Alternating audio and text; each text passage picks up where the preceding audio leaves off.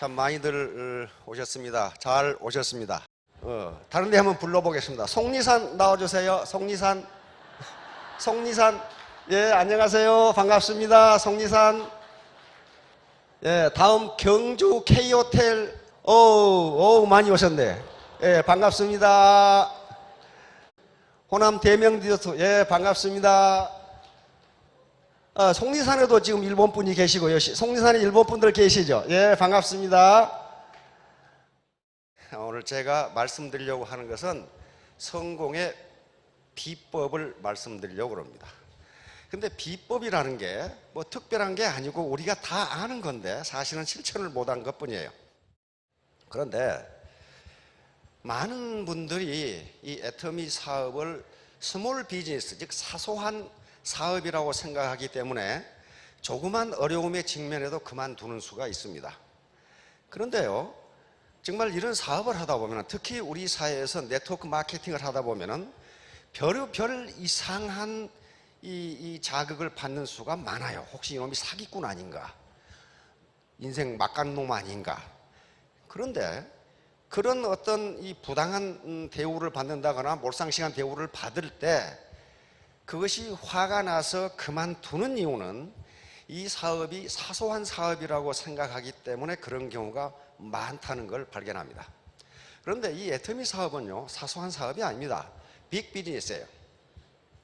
은행에 지금 우리 이 리더들 중에도 은행에 지점장으로 계시다가 오신 분들이 있죠. 물어봤는데 시중에 대형 은행이라 하더라도 1억 이상의 연봉을 받는 임원이 그렇게 많지는 않답니다. 생각해 보니까 그래요. 더군다나 2억 이상의 연봉을 받는 임원은 그렇게 많지가 않습니다. 행장, 부행장, 뭐 전무 그 정도란 말이에요. 거대한 이 은행 조직인데. 그런데 벌써 우리 애터미 사업에서 2억 이상이 한 50명 되거든요. 1억 이상은 100명 이상이 됩니다. 그러면 이게 빅 비즈니스예요. 그러면 빅 비즈니스라고 생각하면은 사소한 어려움이라든가 그 다음에 이 자존심 손상 같은 것은 참아낼 수 있어야 됩니다. 이게 만약에 사소한 어려움이라면은 그럼 그만둬야 되죠. 이 사소한 비즈니스라면은. 그러나 결코 사소한 비즈니스가 아닙니다. 그리고 현재 지금 매월 등록하는 회원 수가 한 8만 명 됩니다. 그러니까 얼마나 많은 사람에게 일자리와 소득 창출을 도와주고 있는지, 이게 빅 비즈니스, 다시 말하면 사회 안정망하고도 깊은 관계가 있습니다. 자, 오늘 제가 이 말씀드리려고 하는 것은 성공의 비법입니다. 비법인데, 야, 이거 아주 엄청난 비법인가 보다. 그런데 엄청난 비법은 아니고 코끼리 냉장고에 넣는 비법이에요. 코끼리를 냉장고에 넣는데 어떻게 넣습니까? 예, 단 3단계면 끝나죠. 예, 냉장고 문을 연다, 코끼리를 넣는다, 냉장고 문을 닫는다. 그럼 끝나잖아요. 그런데 코끼리가 어떻게 냉장고에 들어가? 그 사고방식 때문에 안 되거든요. 냉장고를 코끼리가 넣을 수 있도록 크게 만들면 되잖아요. 매우 심플한데 그걸 자기의 고정관념을 가지고 안 된다고 생각하거든. 됩니다. 돼요. 그러면 가능하다고 얘기를 해준 게 이게 암시가 되는 거예요. 서제스천이 되는 거예요. 다시 말하면 긍정적인 암시를 요가 선생님으로부터 받은 거예요. 그런데 긍정적인 암시를 받았다는 것만으로 성공할 수는 없어요. 그것을 소위 자기 암시화 해야 된다고 그럽니다. 자기 암시화. 다시 말하면 나는 할 수 있다는 것을 자기 잠재의식 속에 스스로 집어넣는 것을 자기 암시라고 그럽니다. 오토 서제스천이라고 그래요. 그렇게 되는 경우 우리의 몸은 성공 메커니즘을 작용시켜서 성공할 수 있다고 전문가들은 이야기합니다. 그러니까 나는 성공할 수 있다. 이걸 한 번만 생각하는 것이 아니고 누구에겐가 스폰서나 또는 누구에겐가 성공할 수 있습니다 라고 했을 때 그걸 자기가 긍정적으로 받아들이고 자기 암시화 시켜서 자기 잠재의식 속에 집어넣으면 그 사람은 반드시 성공하게 되어 있다. 이 사람은 폴 마이어라는 사람입니다. 폴 마이어인데 지금 미국의 100대 부자 중에 한 사람이고 기업을 거느리고 있는 게 40여 개가 넘습니다. 금융부터 시작해서. 그런데 이 폴 마이어가 주목을 받는 것은 이 사람이 돈이 많기 때문에 아니고 이 사람은 학력이 고등학교 졸업입니다. 거기다가 키가 작아요. 키가 작아. 그래서 미국에서는 월세를 내죠. 렌트를 낼 돈이 없어서 쫓겨나서 노숙자가 된 사람이에요. 그런데 어느 날 길거리에 자빠져 자고 있는데 벤츠가 지나간 거예요. 벤츠가. 그래서 깜빡 놀랐어요. 아니 어떤 놈은 세상에 태어나서 길거리에 자빠져 자고 어떤 놈은 벤츠 타고 다니고 나라고 벤츠 타지 말라는 법이 있느냐 하는 생각이 든 거예요. 뭐가 바뀐 거예요? 생각이 바뀐 거예요. 관점이 바뀐 거예요. 지금까지는 부정적인 생각에서 긍정적인 생각으로 바뀌어버린 거예요. 그러면 자기도 벤츠를 타려면 돈을 벌어야 되는데 지금 노숙자 신세인데 어디다가 투자해서 돈을 벌 데가 없어. 그런데 미국은 뭐가 많냐면요, 보험회사가 굉장히 많아요. 국가보험이 없죠. 개인 보험이기 때문에 보험회사가 많아요. 그래서 우리처럼 네트워크 마케팅처럼 보험회사에 들어가면 투자를 안 하고도 돈을 벌 수 있어요. 보험 매판원이 되니까, 영업사원이 되니까. 그런데 보험회사를 찾아다닌 데마다 낙방. 왜냐하면은 학력도 없는 데다가 키도 작은 데다가 결정적인 것은 이 사람이 말더듬이에요. 말더듬이. 그래서 57번째까지 거절을 당했어요. 58번째에 오케이를 했어요. 거기 들어간 거예요. 그런데 이 사람은 생각이, 폴 마이어는 생각이 부정적인 것에서 긍정적으로 바뀌었기 때문에 거절을 당하면서도 당당했어요. 인사부장님한테 부장님은 지금 세계 최고의 보험 세일즈맨을 쫓아내고 있는 중입니다. 곧 후회하실 겁니다. 이렇게. 근데 그 말은 누구에게 하는 거냐면 자기에게 하는 거예요. 그렇죠?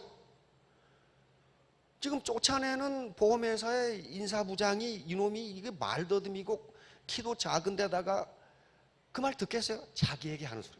나는 세계 최고의 보험 세일즈맨이 되겠다.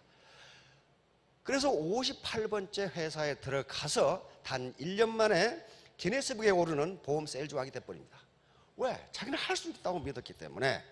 삶의 질을 변화시키기에 필요한 첫 번째는 난 반드시 내가 원하는 대로 살 수 있고 그렇게 되도록 할 수 있다는 신념, 페이스 또는 빌리프, 신념이야. 나는 반드시 성공할 수 있다. 요 신념밖에는 없다. 결론은 요거 하나예요. Attitude is everything.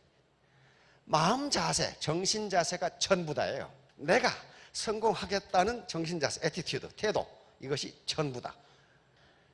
나쁜 태도는 펑크난 타이어와 같다. 만일 당신이 그걸 갈아 끼우지 않는다면 당신은 결코 아무 데도 갈 수 없다. 어떤 태도가 나쁜 태도입니까? 부정적인 태도, 부정적인 생각, 핑계, 게으름, 나무 탓, 이게 나쁜 태도예요. 나무 탓하고 부정적인 생각을 하면 기분은 좋을지 모르지만은 자기가 개선되는 게 아무것도 없어요. 아무것도 없어요.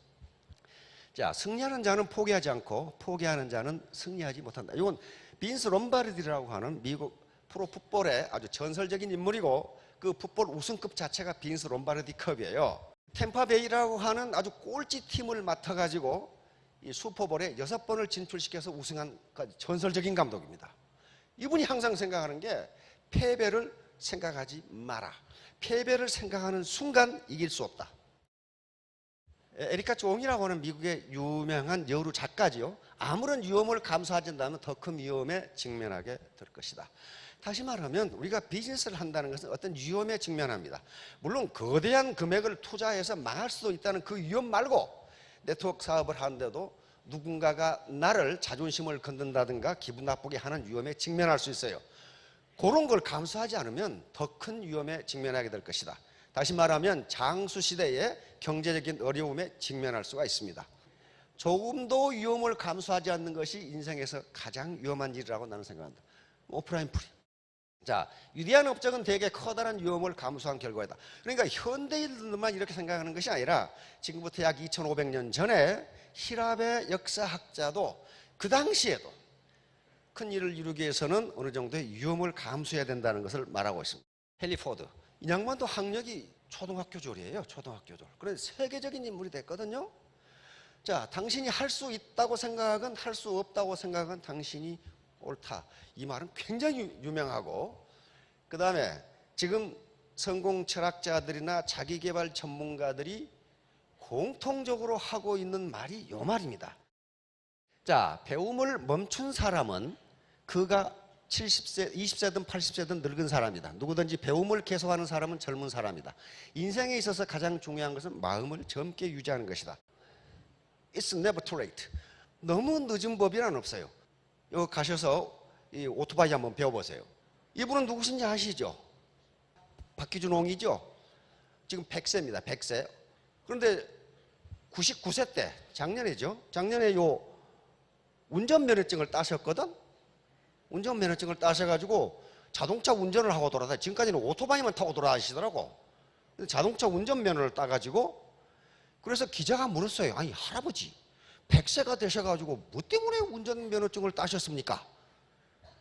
그러니까 이 박기준 옹이 하신 말씀이 젊은 놈들에게 무엇든지 도전하면 할 수 있다는 걸 보여주기 위해서 그랬단 말이에요. 여기 계신 분 중에 나는 젊은 놈이 아니니까. 그런데 이분 말씀은 90세 이하는 다 젊은 놈이에요. 90세 이하는 다 젊은 놈. 자, 100세 할아버지가 하실 수 있다면 우리가 못할 게 뭐가 있어요? 이 할머니 컴퓨터 배우고 계시잖아요. 지금 당장 배울 때가 가장 빠른 시기입니다. 포드 이 사장님께서 하신 말씀이에요. 만남이 시작이고 계속하는 것이 발전이고 함께 일하는 것이 성공이다. 우리 애터미를 위해서 한 말씀 해주신 것 같아요. Together is beginning. 오늘 coming together 하신 분들 계시죠? 이게 시작이에요. 그 다음에 keeping together is progress. 그만두지 않고 keeping together, 계속 함께 하는 것이 발전이고 progress. 그리고 working together is success. 같이 일하는 것이 성공이다. 이 애터미 사업은요, 혼자는 절대로 성공 못합니다. 자기 노력은 1%고 나머지 파트너들과 함께 하는 거 이게 99%예요. 그러면 100%가 되어서 성공할 수가 있습니다. 자, 이제 에밀 쿠에. 자, 모든 성공학은 이 쿠에이즘의 바탕을 두고 있습니다. 쿠에이즘이란, 이 쿠에는 프랑스의 약사입니다. 약사이고 심리치료사였어요. 원래 이분은 화학을 전공해서 화학자가 되려고 했는데 집안이 가난해서 약대를 가서 약사가 되고, 이제 이 병을, 그 당시는 뭐 의학 분업이 안 돼 있는 시기니까 19세기니까 병을 치료하는데, 우리가 현대 사회에서 플라시보 현상이라고 부르는 현상을 발견하게 됩니다. 다시 말하면 환자에게 약을 처방해 주는데 그냥 아무 말도 없이 처방해 주는 것하고, 그 다음에 약에 대해서 칭찬을 하고, 예를 들면 이 약은 최근에 나온 약인데 굉장히 효과가 좋습니다. 그 다음에 환자에 대해서도 용기를 주고, 제가 이 선생님 얼굴을 보니까 금방 회복하실 것 같습니다. 이렇게 긍정적인 말을 하고 처방을 해준 경우와 아무런 말도 없이 똑같은 약을 처방해 준 경우에 치료 효과가 다르더라는 거예요. 긍정적인 말을, 약과 그 환자에 대해서 긍정적인 말을 해주고 약을 줬더니 치료 효과가 훨씬 빠르다는 겁니다.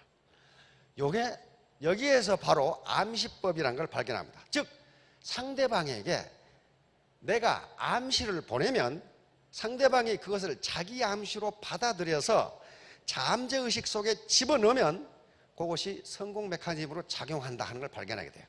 에밀 쿠에는 그 당시 프랑스의 낭시 의과대학의 리에보라는 교수와 베른하임이라고 하는 교수 밑에서 이 암시치료법을 배우게 됩니다. 거기에서 이 두 교수도 암시치료법, 다시 말하면 긍정적인 암시를 주었을 때 병의 치료가 훨씬 잘 된다는 사실을 발견하게 돼요. 그래서 저서가 나오고 유럽의 센세이션을 일으킵니다. 그런데 많은 학자들은 자기에 대해서도 암시를 주라고 이야기합니다. 다시 말하면 오늘 여기 오신 여성분들은 저녁에 당장 거울을 보시고 나는 어떻게 저렇게 이쁘게 생겼을까? 그렇게 이야기하라는 거예요. 어떻게 이렇게 이쁘게 생겼을까? 남자분들은 마찬가지로 나는 보면 볼수록 이게 매력적인 사나이야? 이런 식으로 생각하라는 거예요. 다시 말하면 고양이가 거울을 보고 자기를 사자라고 생각하면 사자가 된다는 거예요. 그래서 많은 현자들이 명언을 해놓은 것 중에 어떤 말들이 많이 있냐면요, 그 여자는 지금 예쁘지가 않다. 그러나 누군가가 그 여자한테 예쁘다고 해줬더라면 그 여자는 지금 예쁠 것이다. 그 말이 있어요. 한번 해보세요. 그 손해가 하나도 없어요. 그 뭐 돈 들여서 합니까? 그 뭐 용을 써야 됩니까? 그런데 사람들은 돈을 들이고 힘든 것은 믿어요. 근데 돈도 안 들이고 힘이 안 든 건 잘 안 믿어. 안 믿기 때문에 많은 성공 전문가, 개발학자들이 써놓은 책 속에 보면은 그러기 때문에 그런 사람은 평생 가난뱅이로 살 수밖에 없다. 이렇게 돼 있어요. 왜? 안 믿어. 안 믿으니까. 그런데 에밀 쿠에가 한 말이 있습니다. 다른 거 다 필요 없고 요 말만 침대에다가 적어놓고 아침 저녁으로 중얼중얼 하라는 거예요. Everyday, 날마다 나는 in every way, 모든 면에서 I am getting better and better, 더 나아지고 있다. 요거 하는데 어렵습니까? 용을 써야 되는가, 물구나무를 써서 해야 되는가? 그렇지가 않아요. 그런데 모든 성공학자들이 써놓은 책에 보면은 아침 저녁으로 하라고 돼 있어요. 근데 왜 아침 저녁으로 하느냐? 자기 의지가 강할 때는 요걸 우습게 보고 받아들이지 않는다는 거예요. 이게 효과가 있으려고. 그런데 저녁에 졸리고 정신이 몽롱할 때는 요걸 아기처럼 그냥 받아들인답니다. 그리고 아침에 일어나서 정신이 몽롱할 때 그냥 잠재의식이 받아들인대요. 그래서 아침 저녁을 하라고 돼 있어요. 그래서 긍정적 암시를 자기에 계속 주면 그렇게 된다는 거예요. 이게 성공학의 기본이고 전부입니다. 다시 말하면 positive thinking, positive mental attitude, 다시 말하면 긍정적인 생각이 모든 성공의 출발점이고 그것이 전부다 그랬어요. 그것이 전부다. 왜냐하면 무슨 테크닉 같은 경우는, 테크닉은 자기가 성공하겠다고 하는 강렬한 마음만 있으면 그냥 개발된다는 거예요. 테크닉이 중요한 게 아니라는 거예요.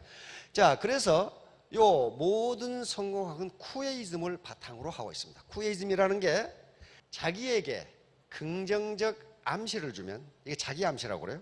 그것이 잠재의식 속에 입력이 돼서 우리 잠재의식은 그것을 성공 메커니즘으로 작동시킨다. 요 개념이에요.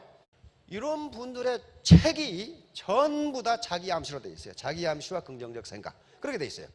예, 요런 책들입니다. 요런 책들이에요. 요런 책들인데 긍정적 생각, 성공하겠다는 마음, 이것이 성공의 출발점이다. 이렇게 돼 있어요. 그래 놓고 그러면 어떻게 할 것인가? 나는 성공한다는 것을 당신의 잠재의식 속에 집어넣어라. 그렇게 돼 있어요. 자, 그러면 왜 그런 얘기를 하느냐 하는 거예요. 왜 그런 얘기를 하느냐? 이 사람들이 무슨 선동하기 위해서 그런 것이 아니고 정신분석학에서 나온 이야기입니다. 정신분석학으로 가장 유명한 사람은 정신분석을 창설한 지그문트 프로이트란 말이에요. 지그문트 프로이트가 발견한 것 중에 가장 위대한 발견은 인간의 무의식이라는 게 있다는 거예요. 무의식. 우리 의식은요, 우리가 생각하고, 현재 의식입니다. 의식은 뭔가 깨닫고 뭔가 느끼고 생각하고 하는 것은 우리 전체 의식의 10%밖에 되지를 않는다는 거예요. 10%. 그 다음에 프로이트는 의식을 3개로 나눴습니다. 의식, 전의식, 무의식. 전의식은 현재는 생각나지 않는데 어느 날 갑자기 생각나는 게 전의식이에요. 옆에 앉아 계신 분을 우선 많이 본 사람 같은데 암만 해도 생각이 안 나. 그러다가 집에 가서 화장실 가다가 아이고 그 자식 내 고등학교 동창이네 이렇게 생각나고 있어요. 그것은 무의식 속에 들어가 있다가 갑자기 생각나는 거, 이게 전의식이고, 무의식은 아무래도 생각이 안 나는 거, 이게 무의식인데 이게 90%예요. 그런데 현대 정신분석학에서는 물론 무의식과 잠재의식이 다르다고 하지만 거의 비슷합니다.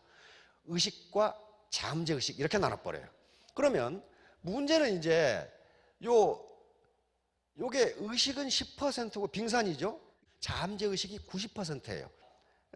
자기 개발세를 본다는 건 뭘 하냐면은 잠재력을 개발한다. 그런 말 많이 하시잖아요. 잠재력.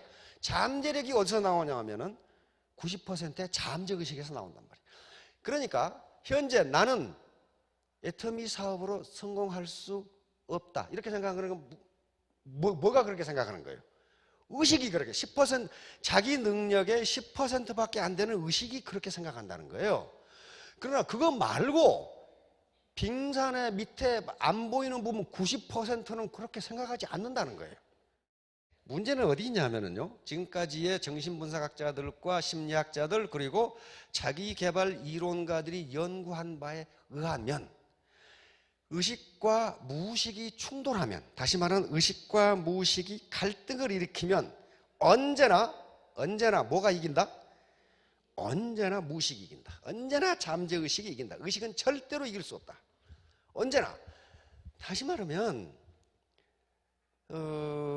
혹시 이 여자분들 중에 임신했을 때 무슨 음식을 먹다가 토하는 경우가 있어요. 우리 마누라 보니까 그렇더라고. 근데 26살에 토하더니 지금도 그 음식을 안 먹어. 지금도 그걸 안 먹어. 그것만 보면 그냥 피한단 말이에요.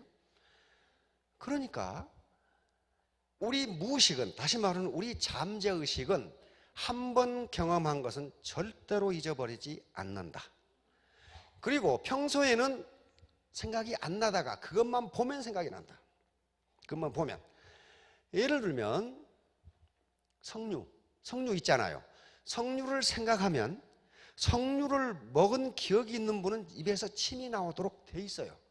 그게 잠재의식의 작용이에요. 평상시에는 잊어버리고 있어. 그런데 여기 지금 오신 분들은 무의식과 의식의 싸움에서 무의식이 이겨서 오신 거예요. 의식적으로는 뭐예요? 아이고, 내가 다단계판에 뭐하러 가지? 그런데 무의식은, 잠재의식은 뭐라고 하냐면 그래도 한번 가봐, 뭐라고 그러는지. 그래서 오신 거예요. 잠재의식이 이긴 거예요. 이제 아까 쿠에는 지금 정신분석학자가 아니기 때문에 뭐라고 했냐면 의지와 상상 그랬어요. 의지와 상상이 갈등을 빚으면 반드시 상상이 이긴다. 의지는 절대로 상상을 이길 수 없다. 자, 문제는 요거 있어요, 이제. 그러니까 예를 들면 저녁에 잠을 자려고 노력하면 노력할수록 잠이 안 오는 경우가 있어요. 정신이 말똥말똥해져. 그런데 아무 생각이 없으면 잠을 자. 다시 말하면 의지로 뭔가를 하려고 하면 점점 안 된다는 거예요. 왜냐하면 상상이 그걸 방해를 해. 너는 못 잘걸? 너는 못 잘걸? 마찬가지로 자전거 배우실 때 저도 그 기억이 있는데 앞에가 얘기가 있으면 저쪽으로 안 가야지 그쪽으로 계속 가. 다시 말하면 자전거를 배울 때 앞에가 장애물이 있으면 저쪽으로 안 가겠다고 의지가 생각하면 반드시 그쪽으로 간다. 왜냐하면 잠재의식은 그쪽으로 갈 걸 그렇게 생각한다. 그럼 그쪽으로 반드시 간다. 그런 현상들이 굉장히 많이 나타나요. 다시 말하면 어떤 의지를 가지고 하려고 하면 안 된다는 거예요. 그 상상이 항상 의지를 반대로 움직이니까 이제 거기에 문제가 있는 거예요. 그러면 어떻게 해야 되느냐? 바로 상상과 의지를 일치시키라 해요. 상상과 의지를 일치시키면 그 파워는 놀랄 만큼 나온다. 그러면 그 의지를 상상과 일치시키는 게 뭐냐? 아까 침대에 써놓고 하라는 말이 그거예요. 나는 날마다 모든 면에서 더 나아지고 있다. 요게 아주 시시하고 우습고 유치한 것 같은데 그렇지가 않더라는 거예요, 이게. 자, 그런데 쿠에는 19세기 사람입니다. 19세기에 그렇게 하고 센세이션을 일으키고 일단 20세기에 들어오면서 그게 뭐 맞겠나? 그래서 시들해졌어요. 그러다가 20세기에 다시 심리학과 정신분석이 발전하면서 맞다 이렇게 되네. 그게 맞다. 그래서 미국에서 나온 게 이제 나폴레옹 힐이라는 인물입니다. 자, 이 인물은 피츠버그라고 하는 시골의 한 이름도 없는 잡지사의 기자였어요. 그러니까 집이 가난해가지고 13살부터 기자로 일을 했다. 뭐 그래야 먹고 살아. 그런데 이 사람이 25살 때 미국의 그 당시에 막 19세기 초, 19세기 말 20세기 초에 막 산업이 일어날 때 성공한 사람들, 아주 크게 성공한 사람들의 인터뷰 기사를 시리즈로 실어야 되겠다라고 생각을 하고 가장 먼저 점을 찍은 게 앤드류 카네기라고 하는 인물입니다. 앤드류 카네기가 피츠버그에 살았으니까 철강 왕이죠. 그 당시 세계에서 제일 부자였어요. 그리고 미국에서 가장 영향력이 큰 사람이었습니다. 그런데 이 사람에게 전화를 했더니 이 애송이 25살 먹은 시골 잡지사의 기자에게 앤드류 카네기가 선뜻 응해줬어요. 그리고 자기 별장으로 이 사나이를 불러가지고 무려 3일간 인터뷰에 응해줬어요. 근데 여기서 카네기가 한 말이 무엇이냐면은 성공에는 법칙이 있다. 이 법칙만 따르면 누구든지 성공할 수 있다. 그런데 이 성공의 법칙은 어렵지도 않고 힘들지도 않다. 내가 너에게 507명의 미국의 저명 인사들을 적어줄 테니 이분들하고 면담을 해서 인터뷰를 해서 성공 법칙을 확인해 봐라. 그리고 그것을 책으로 써서 전 세계인들에게, 인류에게 모두 성공할 수 있도록 주어라 그랬단 말이에요. 근데 그 기간이 20년이었어요. 20년 내에 해라. 자, 그런데 앤드류 카네기는 나폴레옹 힐에게 그렇게 말하면서 나는 너에게 돈을 한 푼도 줄 수 없다. 20년간 그 일을 하라고 시키면서 돈을 안 주겠다는 거예요. 왜 그랬냐 하면 나는 너에게 성공의 법칙을 가르쳐 주었고 그 분야의 대가들을 소개해 줬는데 네가 스스로 성공하면 될 거 아니냐. 맞는 말 아니에요? 그래서 그렇게 했어요. 자, 그런데 20년 후에 1927년에 카네기는 이미 9년 전에 죽고 없는데 나폴레옹 힐은 카네기하고 약속을 지켰습니다. 딱 20년 만에 성공의 법칙, The Law of Success라는 책을 딱 펴내요. 거기에 모든 성공의 법칙이 다 들어가 있어요. 이걸 보통 사람들이 읽고 성공하려면 읽기가 힘들다는 거예요. 그래서 그것을 9년 동안 다시 핵심만 뽑아내서 1937년에 책을 다시 펴냅니다. 그게 Think and Grow Rich라는 책이에요. 우리나라에 이제 번역돼 나와 있어요. 근데 이 책의 제목이 모든 걸 다 말해줘요. Think, 생각하라. 그러면 부자가 되리라. 그러니까 네가 부자가 되겠다고 생각하면 부자가 된다. 꼭 코끼리 냉장고에 집어넣는 거랑 똑같아요. 이게 이 책의 전부예요.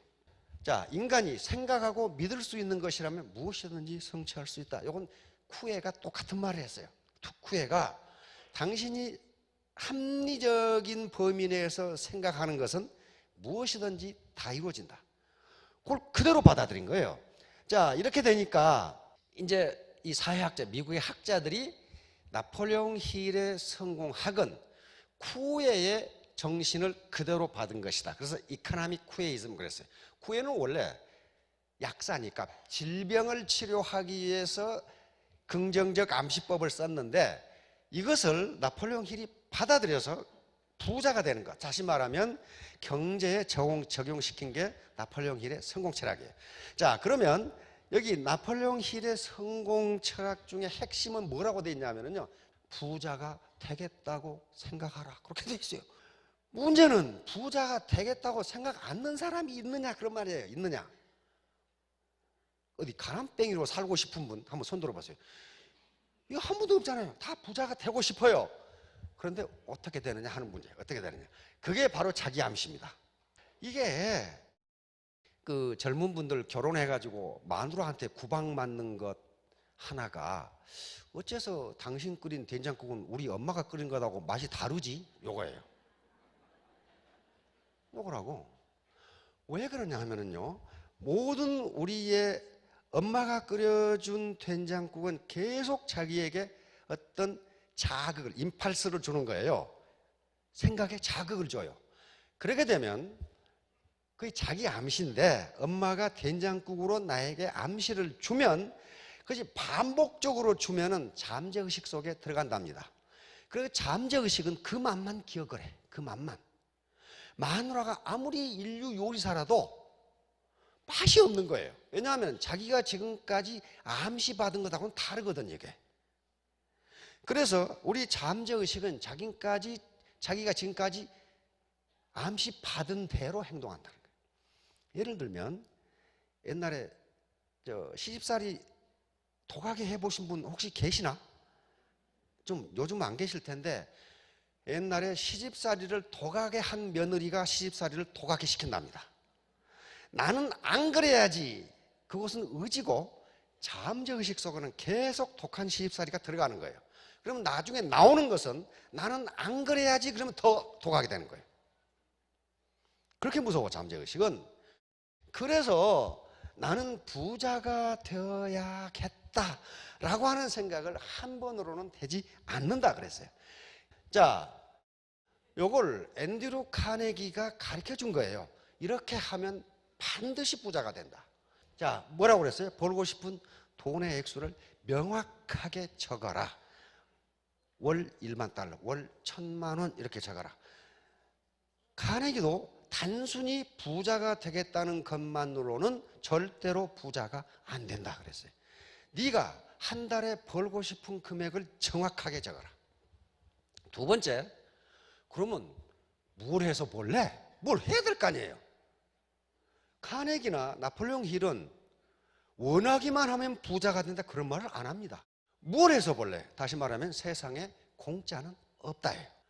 예를 들면 이것은 두 가지를 의미합니다. 구멍가게를 해서는요 절대로 월 1,000만 원 못 봅니다.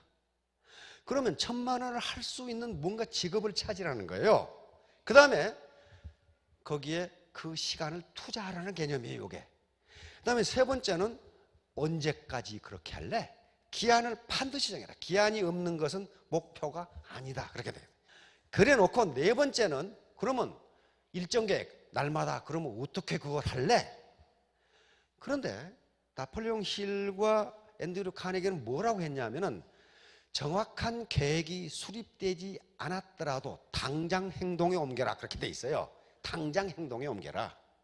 그 다음에 다섯 번째는 그것을 종이에 적어라 그랬어요. 나는 2017년 5월 31일까지 월천댁 이렇게 적으라는 거예요.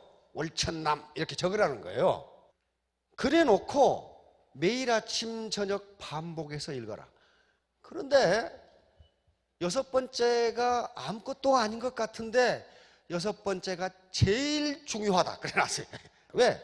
요 앞에 것은 자기가 의지로 생각하는 것이고 여섯 번째 요것을 하지 않으면 잠재의식 속에 들어가지가 않는다는 거예요.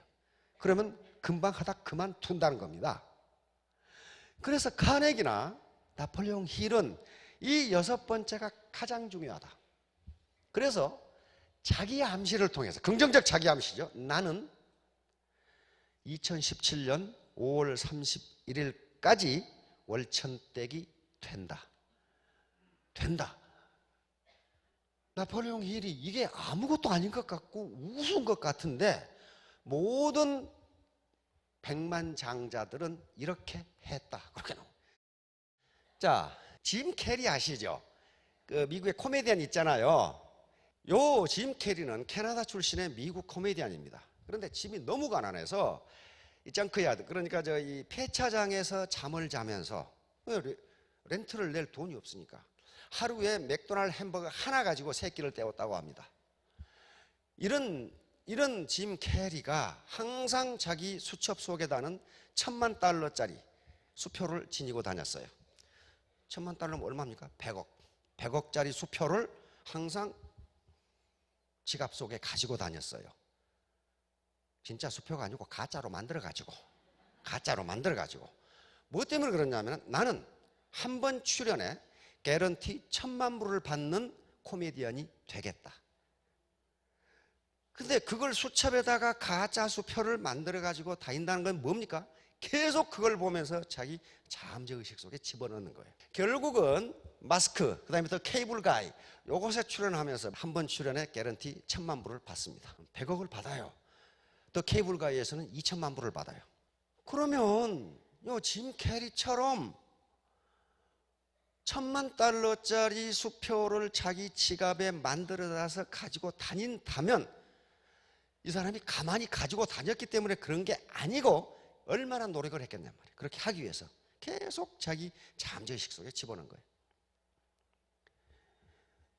여기 계신 여자 사장님들 핸드백에다가 월천댁 그래가지고 하나 만들어가지고 다니세요. 이렇게 월천댁 그래가지고 명함도 아예 하나 만드셔. 월천댁 다 해가지고. 그게 아무것도 아닌데 계속 자기에게 암시를 주는 겁니다. 예, 요 은혜를 보세요. 손주 낳아서 키워본 분들도 많이 계실 거고 아이 낳아서 키워본 분이 많이 계실 텐데 처음에 이따가 뒤집는 시기가 있어요. 그렇죠? 야, 뒤집으면 왜 그리 신기한지. 그럼 막 박수 치고 칭찬하고 야단이야. 그러다가 어느 날 이제 기죠. 그런데 학자들에 의하면 요 상태에 있을 때 우와 기네 하고 칭찬을 해주지 않고 야 이 자식아 왜 못 걸어? 왜 못 걷냐고? 그러면 요놈은 평생 걷지를 못한답니다. 그 과정을 칭찬해주면 다음 과정으로 발전을 한대요. 뒤집으면 그렇게 신기하죠. 그러다가 어느 날 갑자기 기다가 어느 날 서요. 서는데 어떻습니까? 계속 그렇게 서죠. 그러면 박수 치고 할머니, 아빠, 엄마 난리죠. 섰다. 근데 그놈을 가지고 야 임마 겨우 서는 거야? 왜 못 걸어 임마?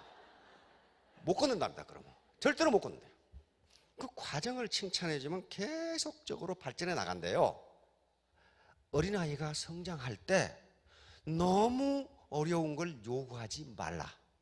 현재 그놈이 어느 정도 성취를 했는가에 관계없이 그 노력을 칭찬해주면 이놈은 계속 발전한다. 그렇게 돼 있어요. 계속 발전한다. 그래서 결국은 이렇게 걷게 된다는 거예요. 파트너들도 내가 뭐라고 그랬어? 나오라고 그랬잖아. 영상 보여주라고 그랬잖아. 근데 왜 안 해? 내가 그럴 줄 알았어. 그렇게 돼버리면 파트너가 하기 싫어서 안 하겠어요? 그 과정이에요. 발전하는 과정. 그걸 칭찬해 주라. 그런데 학자들은 뭐라고 하냐면은 그것을 자기에 대해서도 그렇게 해주라 그랬어요. 자기에 대해서도. 나는 왜 이 모양 이 꼴이야. 그럼 안 된다는 거예요. 지금까지 내가 이렇게 노력한 것 자체를 야 김말자 너 참 대단해. 그렇게 거울 보고 칭찬해 주라는 거예요. 그러면 발전한다는 거예요. 그게 뭡니까? 긍정적인 암시를 자기에게 집어넣는 거예요. 프로축구단이 하나 있어요. 텔레비전에서 이제 감독이 취임을 해가지고 원래 스포츠 선수들이 그 선후배 관계가 아주 단단하게 돼 있고 말을 좀 험하게 하는 것 같아요. 그래서 이 감독이 그렇게 해서는 우리가 승리 못한다. 상호 칭찬을 해주고 격려를 해줘라. 못한다고 꾸짖지 말고 격려를 해줘라. 그러면서 실험을 한 게 뭐였냐면은 고구마 키우기 실험을 했어요. 선수 그 합숙소에다가 화분에다가 고구마를 심어놓고 선수들에게 이야기했습니다. 이쪽 고구마한테는 들어갈 때마다 칭찬을 해주라. 야, 너는 왜 그렇게 잘 크냐? 야, 너는 참 튼실한 고구마가 되겠네. 그리고 이쪽 고구마한테는 계속 욕을 퍼부어라. 야, 임마, 야샤, 빼빼 말아놓고 죽겠네. 뭐 이런 식으로. 그런데 한 20일 지나고 나니까 칭찬을 들은 고구마는 이렇게 됐는데 계속 욕을 먹은 고구마는 겨우 살아있어. 이게 식물이에요, 식물. 그러면 식물이 말을 알아들어서 저렇다고는 생각하지 않습니다. 인간이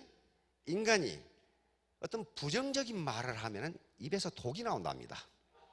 독이 나온다는데 그 독이 1분간 또는 1시간 동안 모으면 80명을 죽일 수 있는 독이 나온대요. 그러니까 이렇게 되는 거예요. 요거 똑같아요. 똑같은 양파를 이렇게 놔두고 요놈한테는 계속 칭찬을 해주니까 싹이 나. 요놈한테는 계속 욕을 퍼부으니까 싹도 안 나. 이게요, 가끔 우리가 이 텔레비전에서 닭장에 무슨 모차르트 음악을 틀어준다는 거 그런 거 보셨잖아요. 동물이나 식물도 이렇게 반응합니다. 그러면 자기 파트너나 다른 사람에 대해서 부정적인 말을 했을 때와 긍정적인 말을 했을 때 어떻게 되는가 하는 게 나타나요. 이것을 자기에게 하라는 거예요. 자기에게 남한테만 그렇게 하지 말고 자기가 자기를 칭찬하라는 거예요. 이게 셀프 이미지입니다. 셀프 이미지, 자아 이미지. 왜냐하면은 내가 나를 인식하고 있는 것은 10%밖에 안 되니까. 의식의 세계, 무의식의 세계, 다시 말하면 잠재의식이 90%인데 거기서 어떤 잠재력이 나올지를 모르는데 자기가 생각하는 것으로 자기를 평가해버리면 안 된다는 거예요. 그래서 말에도 기가 있는데 부정적인 말을 했을 때 가장 먼저 듣는 건 누구예요? 나야 나. 나는 내가 속으로 한 말까지 다 들어. 저 때려 죽일 놈. 그러면 내가 먼저 듣는단 말이야. 말은 못하지만은 그런 경우에 부정적인 암시, 자기 암시가 되면서 잠적의식 속에 들어가 버린다. 자, 학습된 무기력. 이제 지금부터 프로이트의 이 정신분석학에서 나온 심리학은 전부 다 어떤 거였냐 하면은 인간의 부정적인 측면을 연구했어요. 인간은 왜 정신병에 걸리는가? 인간은 왜 우울증에 걸리는가? 그럼 부정적인 측면을 가지고 인간을 분석했습니다. 근데 프로이트가 나쁜 놈이어서 그런 게 아니고 프로이트는 1차 대전, 2차 대전을 겪으면서 인간이 왜 이렇게 이 모양인가 하고 생각하게 된 거예요. 그래서 인간의 부정적인 측면이 어디서 나오는가를 심층적으로 분석하면서 무의식 세계에서 나온다는 것을 알아내게 됩니다. 그런데 마틴 셀리그만이라고 하는 이 심리학 교수인데요. 이제 심리학도 긍정 심리학으로 바뀌어야 된다. 다시 말하면 인간의 부정적인 측면을 연구할 게 아니라 인간의 긍정적인 측면을 연구해서 결국 인간이 행복하도록 살게 만들자. 그래서 파지티브 사이콜로지라고 하는 긍정 심리학을 창시했어요. 그래서 이분이 미국에서 긍정 심리학을 창시하면 우리나라도 긍정 심리학회가 있죠. 그러면서 모든 측면에서 인간을 긍정적인 측면에서 바라보기 시작하고 그 긍정적인 측면을 더 크게 만들어줬더니 결국 행복하게 살더라는 거예요. 계속 부정적인 측면을 파서 그걸 고치려고 할 게 아니라 그걸 내버려 두고 긍정적인 측면을 발견을 해서 그걸 키워주면 인간은 행복하게 살더라. 그래서 이런 실험을 한 겁니다. 바로 학습된 무기력. 이 양반이 만든 학술 용어인데요. Learned Helplessness라고 만들었어요. 다시 말하면 인간이 피할 수 없거나 극복할 수 없는 어떤 혐오스러운 환경에 계속 노출되면 그것을 스스로 극복할 수 있는 조건이 주어지는데도 안 하더라 그런 말이에요. 이게 무슨 말인지 하면요. 개를 가지고 실험을 했어요. 개 24마리를 가지고 3개 그룹으로 나눴어요.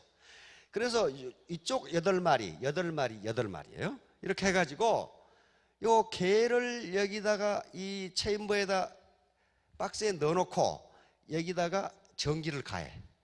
밑바닥에 전기를 주면 어떻게 하겠어요? 정말 개띠리 뛰겠죠. 그러다가 이 개가 요걸 밀면 전기가 꺼져. 그러니까 전기가 갑자기 발에 들어오니까 뛰다가 저걸 다치니까 전기가 꺼져. 전기가 꺼져. 그러면 계속 반복하면 이 개는 어떻게 됩니까? 학습이 되죠. 이거 밀면 꺼지는구나. 요 개는 똑같이 체인버 속에 집어넣고 밑에다가 전기를 가하는데 자기가 전기를 끌 수 있는 방법이 없어. 그러니까 혐오스러운 환경을 스스로 극복할 방법이 없어. 이 중간 개는. 세 번째 8마리는 묶어놓고 전기를 가하지 않았어. 그러니까 이 개는 바닥에 전기가 들어오는 것을 학습한 적이 없어요. 자, 그래 놓고 24시간 후에 각 그룹 8마리의 개를 다시 실험을 합니다. 여기다가 중간에 막을 막아놓고 요 경험을 한 개를 여기 집어넣고 전기를 가했더니 즉각 뛰어 넘어가 버려. 다시 말하면 혐오스러운 환경을 극복해 본 경험이 있는 개는 혐오스러운 환경이 주어지자 그걸 즉각 피해 버려. 그걸 극복해 버려. 그런데 이 녀석은 앞에서 자기 스스로 혐오스러운 환경을 극복해 본 경험이 없는 이 개는 전기를 가했더니 이거 뛰어 넘어가면 되잖아요. 안 넘어가고 그걸 가만히 있어. 끙끙 앓면서. 그 혐오스러운 환경을 계속 견디고 있는 거야. 아무 경험이 없는 요 개는 전기를 가했더니 즉각 넘어가 버려. 다시 말하면 자기가 노력해도 안 되는 환경을 반복적으로 경험했던 어떤 동물이나 인간은 그걸 극복할 수 있는 환경이 주어져도 안 하더라는 거예요. 이건 개를 대상으로 한 거예요. 그러면 사람은 어떤가? 사람을 가지고 또 실험을 했습니다. 대학생 A그룹은 방에다 집어넣어놓고 소음을 가하면 뭔가를 누르면 소음이 꺼지도록 그렇게 해놨고, 두 번째 그룹은 소음을 스스로 제거할 수 있는 방법이 없어. 세 번째 그룹은 소음 경험을 안 하게, 걔하고 똑같이 했어요. 그래 놓고 24시간 후에 저런 이 체인버, 이 뛰어 넘어갈 수 있는 셔틀 방에다가 세 그룹을 넣어놓고 했더니 자기 스스로 소음을 제거했던 대학생들은 소음이 들리니까 다른 방으로 가버려. 근데 자기 스스로 소음을 극복 못했던 두 번째 그룹은 계속 듣고 앉았어요. 세 번째 그룹은 소음이 나자 바로 가버려. 자, 이걸 보고 인간도 똑같구나. 인간도 똑같구나. 그런데 그러면 이제 이렇게 되면 긍정심리학이 아니에요. 개를 가지고 더 많은 학자들이 더 많은 개를 가지고 한 160마리를 가지고 다시 실험을 했어요. 똑같은 세 가지 조건으로 실험을 했더니 혐오스러운 환경을 경험했던, 그리고 그것을 자기 스스로 극복하지 못했던 개들 중에 3분의 1이 뛰어넘더라는 거예요. 3분의 1이 뛰어넘어요. 다시 말하면 지금까지 어려운 환경 속에서 스스로 극복할 수 없는 어려움에 처했던 인간도 그럴 것이다. 다시 말하면 인간은 그런데 개하고 달라요. 인간은 개하고 다르기 때문에 자기 주체적인 의지만 있다면 아무리 혐오스러운 환경에 경험을 했더라도, 혐오스러운 환경이 뭡니까? 개돈 떼먹고 도망간 놈, 뭐 했다 하면 동업했는데 사기치고 도망간 놈, 그런 분들 많이 계시죠. 그런 환경이 있다 하더라도 극복할 수 있는 환경이 주어지면 인간은 주체적인, 즉 긍정적인 자기 마인드만 있으면 극복할 수 있다. 극복할 수 있다. 그래서 이분이 연구해 보니까 인간이 가지고 있는 장점이 24가지랍니다. 이제 카테고리를 나눠가지고 24가지인데 모든 인간은 그 중에 3개 내지 4개의 장점을 가지고 있답니다. 근데 그 장점을 자기가 발견하지 못했을 뿐이에요. 그러니까 그것만 발견해서 키우면 모든 인간은 성공하고 행복하게 살 수 있다. 그 책이 있어요. 이 코끼리 얘기는 그 폴 마이어 책에 나오는 얘기인데요. 이런 걸 많이 봤을 겁니다. 서커스단에 아주 덩치가 엄청나게 큰 코끼리가 요 조그만 쇠사슬에 묶여 있어요. 묶여 있는데 이거 발 이렇게 하면 끊어지는데 안 해. 안 한다고요. 그런데 폴 마이어의 설명에 의하면 어렸을 때 이렇게 묶여 놓으면 이걸 끊으려고 노력을 한답니다. 노력을 하는데 암만 노력을 해도 안 돼. 안 되면 요 아기 코끼리의 잠재의식 속에 나는 이 쇠사슬을 끊을 수 없다는 게 들어간답니다. 그러면 덩치가 이렇게 커진 다음에도 요 쇠사슬을 끊으려고 생각을 안 해. 생각을 안 는다는 거예요. 그러니까 폴 마이어가 하는 얘기는 어떤 환경이 주어졌을 때 그걸 시도도 안 해보고 안 된다고 하지 말라는 거예요. 시도도 안 해보고. 그러면서 하는 얘기가 실패한 인간의 90%는 실제로 실패한 게 아니다. 다만 그만두었을 뿐이다. 그래놨어요. 그만두었을 뿐이다. 이건 벼룩 실험이에요. 벼룩. 이게 벼룩이 점프하는데 인간이 점프하면 자기 몸 길이의 몇 배나 점프할 수 있습니까? 아무리 많이 해야 뭐 2배 내지 5배 그 정도밖에 못하지. 5m. 근데 벼룩은 자기 몸 길이의 200배를 뛴답니다. 엄청나죠. 200배. 200배를 뛰어넘으니까 아마 젊은 분들 중에는 벼룩을 안 본 분들이 많을 거예요. 근데 벼룩이라는 게 있어요. 굉장히 잘 뛰어 이렇게. 그런데 컵에다가 이렇게 벼룩을 집어넣어 놓고 위에다가 덮개를 덮어놔요. 그러면 이 녀석이 뛰어나가려고 뛰는데 뛸 때마다 어떻게 됩니까? 머리가 부딪혀. 머리가 부딪혀. 그러면 계속 몇 번을 하고 나면은 이 벼룩의 잠재의식 속에 이 정도밖에 못 뛰는구나 하는 게 들어간답니다. 그러면 이 덮개를 치워도 이 벼룩은 이 컵을 뛰어나가지 못한대요. 자, 이게 학습된 무기력이에요. 그런데 인간은 이걸 극복할 수 있다. 뭐 때문에? 자기 의지가 있기 때문에. 엘머 게이츠, 요게 지금 이 나폴레옹 힐이 이 인터뷰했던 학자 중에 한 사람입니다. 요분은 화학자인데 이런 걸 연구해 봤어요. 인간이 마음 상태에 따라서 내쉬는 숨의 성분이 어떻게 되는가 하는 걸 해봤더니 화를 낼 때는 요걸 액화시키면 요게 밤색이 된답니다. 1시간 동안 화를 낸 것을 모으면 80명을 죽일 수 있는 독이 나온대요. 그러면 화를 냈을 때 가장 먼저 죽이는 건 누굽니까? 나예요. 나를 죽이는 거예요. 슬플 때는 회색이 나오고 후회할 때는 분홍색, 그 다음에 기뻐할 때는 청색, 이렇게 나오기 때문에 부정적인 생각을 했을 때 가장 먼저 피해를 보는 건 자신이다.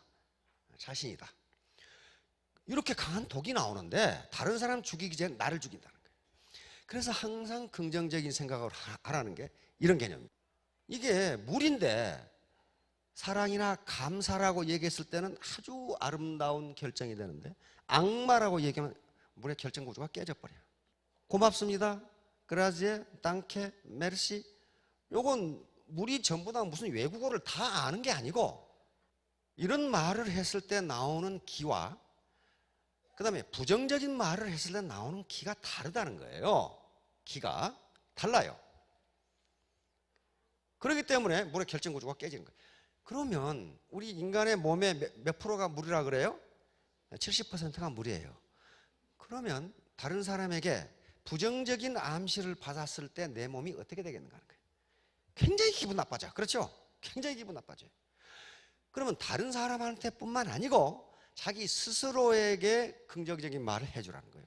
그러면 물의 결정 구조가 좋아지고 건강해진다는 거예요. 이게 바로 에밀 쿠에가 발견했던 플라시보 효과입니다. 플라시보 유약 효과라고 그러죠. 저건 2차 대전 때 미군에서 많이 썼습니다. 그리고 옛날 우리가 군대 생활할 때도 저거 많이 썼어요.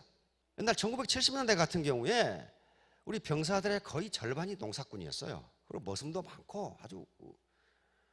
그런데 군의관실에 약이 없어.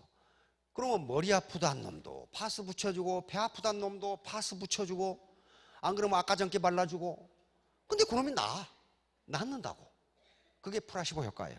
다시 말하면 가짜 약을 주었는데 효과가 진짜 약처럼 나온다는 거거든요. 2차 대전 때 미군에서 굉장히 많이 썼던 방법입니다.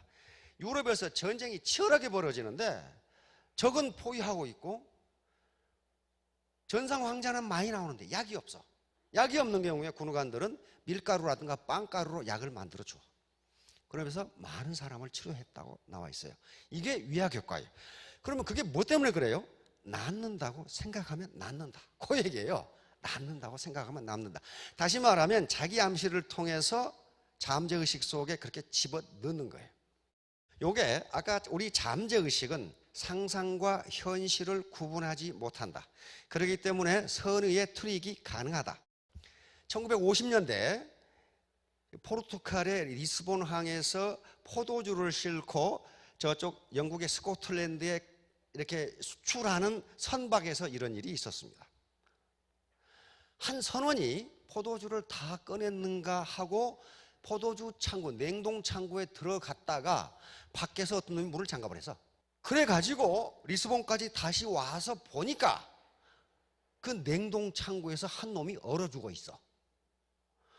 근데 선장은 그것을 보고 깜짝 놀랐어요. 이놈이 죽어서 깜짝 놀란 게 아니라 그 냉동 창고가 더운데 이 자식은 얼어 죽었어. 그 얼어 죽은 걸 어떻게 알았느냐? 요놈이 얼어 죽어가면서 일기를 써놨어. 아, 몸이 추워온다. 몸을 움직일 수가 없다. 영하 20도의 냉동 창고에서 나는 얼어 죽는구나. 그리고 일기를 써놔가지고 일기를 보니까 이놈이 얼어 죽었다는 게 나타나 있어요. 근데 그 냉동 창고는 마찬가지로 포도주를 다 꺼냈기 때문에 더워. 전기를 꺼버려서. 근데 이놈은 얼어 죽었어요.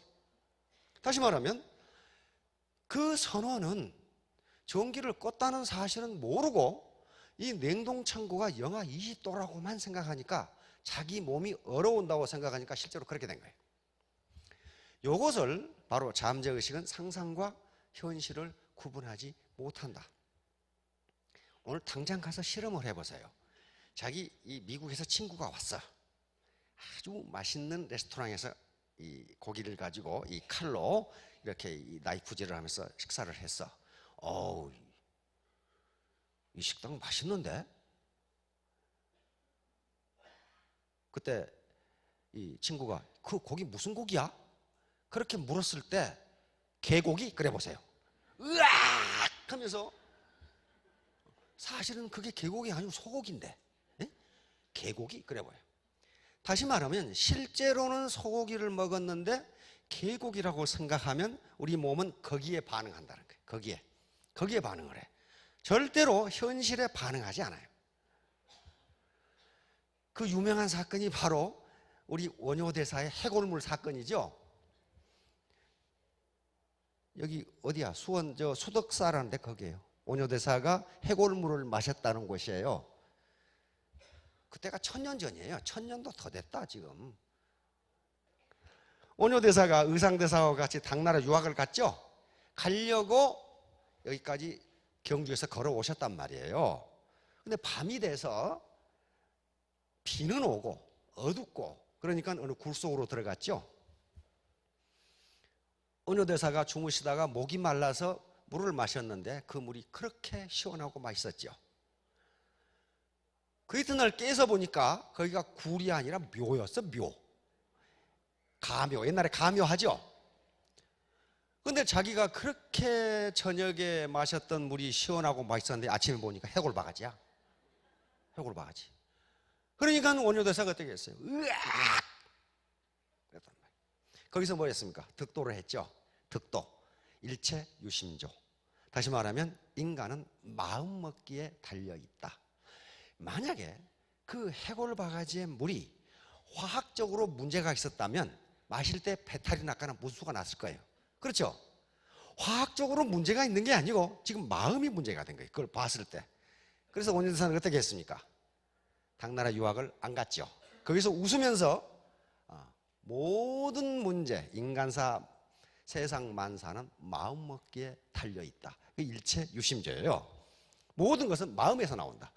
그러니까 오늘날 얘기하면 그게 자기 암시와 잠재의식이에요. 심리학자들이 보면은 자, 그와 같이 우리의 상상 그리고 우리의 잠재의식, 무의식은 실제와 상상을 구분하지 못한다. 그런데 실제와 상상이 충돌하는 경우 항상 뭐가 이긴다? 상상이 이긴다. 이게 이제 현대적으로 내려오면 로버트 머튼 박사의 자기충족적 애언 이론입니다. 그렇게 되리라고 믿으면 반드시 그렇게 된다. 여기에 예를 들어놨는데 마누라가 남편을 의심하면 반드시 이혼한다. 그렇게 돼 있어. 록사나라는 여자가 어느 날 남편을 보니까 남편의 행동이 수상해. 나를 사랑하지 않나? 그렇게 생각한다는 거예요. 그러면 그 기가 남편한테 전달돼. 왜? 마누라가 갑자기 틱틱거려. 그럼 이 마누라가 왜 이러나? 그러다가 계속 그것이 지속되면 남편이 마누라한테 틱틱거려. 거봐, 내 생각이 맞잖아. 이렇게 되는 거예요. 이제 맞잖아. 그러다가 결국은 둘이 이혼한다.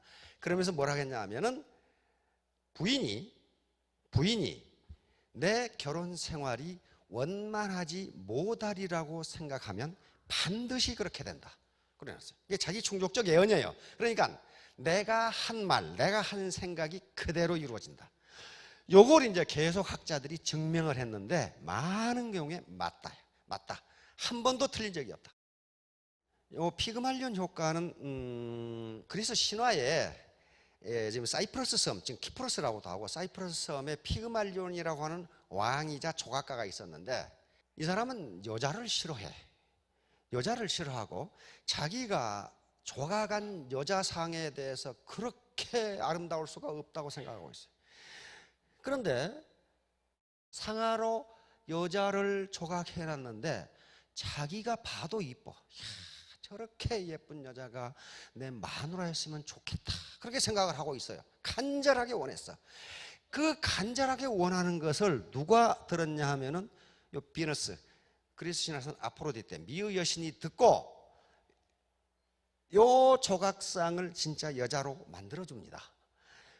그래서 요것이 갑자기 살아나. 조각상이, 상하로 만든 조각상이 실제 여자로 변하는 거예요. 그래서 바로 이 피그말리온의 키스를 열렬하게 받아줘. 여기 그 말 있죠. 하트 디자이어. 계속 열망을 하고 그것을 계속 열망을 하면은 실제로 이루어진다. 그래서 이것을 피그말리온 효과라고 그럽니다. 자, 결론을 맺도록 하겠습니다. 자, 결론은 재심합력. 우리 애터미의 모토가 재심합력입니다. 혼자는 절대 성공 못해요. 성공 못하는데 파트너와 스폰서가 서로 긍정적인 격려를 해주라는 거예요. 내 그럴 줄 알았어. 내 실패할 줄 알았어. 그렇게 하지 말고 그 과정 자체를 칭찬해 주면 계속 발전한다. 태도, 바로 이 태도 하나입니다. 무슨 학력도 아니고 경력도 아니고 뭐 나이도 아니고 내가 성공하겠다는 마음가짐. 이게 태도, 애티튜드거든요. 인도네시아의 섬에 원숭이를 잡는데 원숭이를 잡는 방법이 호박이 있다면 호박이 처음에는 물렁물렁한데 나중에 크면 단단하대요.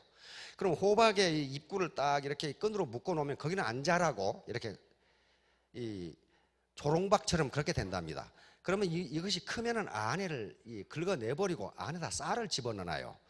그러면 원숭이를 사로잡는 방법이라고 그럽니다. 원숭이를 사로잡아서 서커스단에 팔아먹으려고. 그러면 그 조롱박에다가 쌀을 넣어놓고 이렇게 이 나무에 묶어놓으면은 이 원숭이가 쌀을 꺼내먹기 위해서 손이 들어가는데 손이 나올 때는 주먹을 쥐기 때문에 안 빠진대요. 이게 안 빠져. 안 빠지니까 이걸 사로잡아서 서커스단에 팔아먹는답니다.